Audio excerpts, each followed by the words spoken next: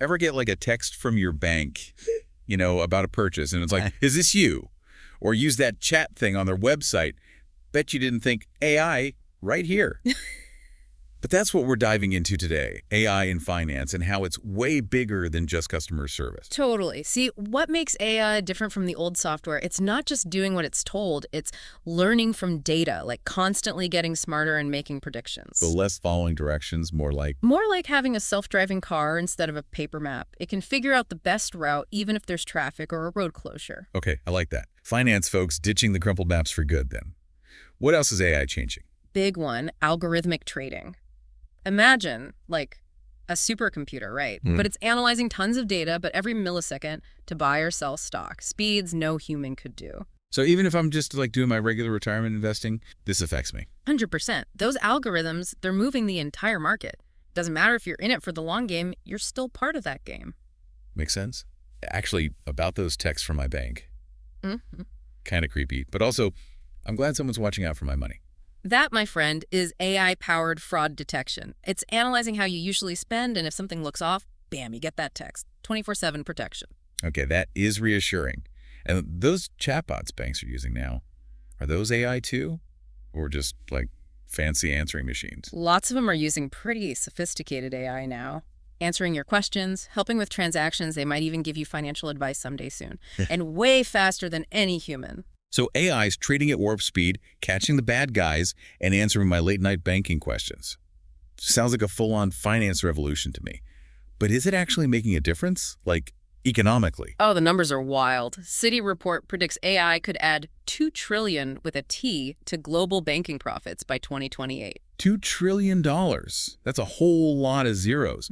How are they getting those gains, and what's that mean for the average person? Think efficiency, fewer errors, and those data insights we talked about. Banks can, say, make better loan decisions so there's less risk, which could mean lower interest rates for everybody. So AI might actually help me afford that beach house one day. Okay, I'm starting to get the appeal. But it can't all be good, right? What are the downsides? Yeah, I mean, AI is powerful, no doubt, but like anything powerful, got to be careful how we use it. Definitely challenges to think about. Okay, so, like, what could go wrong? What should we be watching out for? Big one, especially in finance, data security. AI needs tons of data, right? Which makes it a juicy target for hackers. All those transactions, personal info, it's a gold mine if they get in. Yeah, that's a little unnerving. So what's being done? How do we keep that data safe? It's a huge focus, trust me. Companies are pouring money into security, like super strong encryption, multi-factor authentication, all that. Plus, there's even AI being used to boost cybersecurity, fighting fire with fire, It's a constant battle, but good news is the good guys are on it. Well, that's something. But even if the data is safe, what about the AI itself? Can it mess up? Good question. At its core, AI is just algorithms, right? Fancy math. But it's learning from the data we feed it. So if that data is messed up or biased itself, the AI can make bad decisions. Hold on, biased. I thought AI was supposed to be, like, perfectly neutral. You'd think, right. Problem is, humans build these systems, train them with real-world data, and the real world, well, let's just say it's not exactly known for fairness. Not on purpose. But if an AI learns from data that, say, favors certain zip codes for loans, it might keep doing that even if it's unfair. So how do we fix that? Teach it to be fair.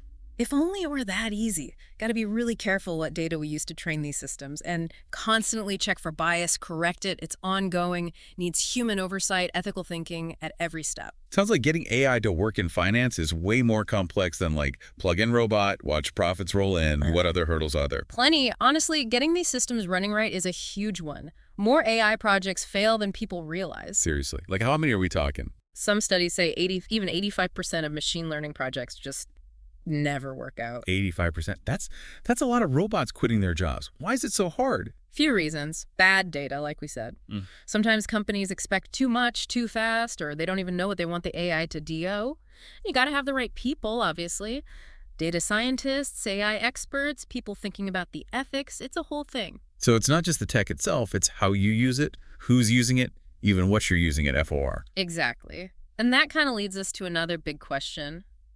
What happens to all the people working in finance with AI on the scene? Yeah, the robot in the room, so to speak? Mm. Are we all getting pink slips soon? Yeah, it's like the big question, right? Everyone's wondering if their job is about to get taken over by a robot, especially in finance. It seems like the writing's on the wall. It's a valid concern, for sure. But honestly, it's not as simple as robots take over, like some headline. Some jobs will change, yeah, but it's not all doom and gloom. So no need to polish up the resume just yet. Haha, not quite.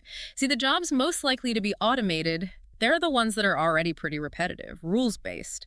Stuff software's already been doing, AI just does it better. Oh. But that frees us up for more, well, human stuff. Human stuff, meaning? The things AI struggles with. Creativity, critical thinking, solving weird problems, building relationships, that human touch, you know? So less about replacement, more like Mm. our jobs are getting an AI-powered upgrade. Exactly. Like JP Morgan Chase, they used AI to handle tons of loan agreement reviews. Used to take their lawyers forever. Now those lawyers can focus on the really complex cases, the strategic stuff where their expertise is essential. Okay, so it's more of a team effort than a takeover. But what about the people in those roles that are, well, getting streamlined? There's where things get interesting. This whole AI shift. Huge opportunity for upskilling, learning new things. As AI takes over tasks, new jobs pop up. Folks who can build these AI systems, implement them, keep them ethical. Data scientists, AI ethicists, cybersecurity.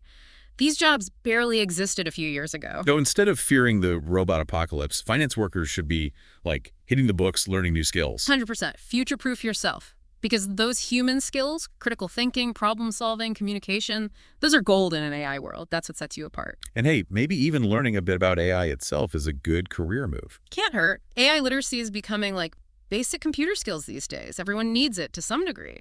We've covered a lot of ground today. Super fast trading, robots catching fraudsters, the future of jobs, AI's changing finance faster than ever. So, as we wrap up, what's the one thing you want listeners to remember about all this? AI's got huge potential to improve finance, make it better for everyone. But it's not a magic wand. Gotta be smart about it, know its limits, and never forget, even with all the fancy algorithms, it's still us humans calling the shots. Our judgment, our ethics, that's what matters most. Couldn't have said it better myself. So, to everyone listening, stay informed, stay adaptable, and remember, the future of finance is a team effort.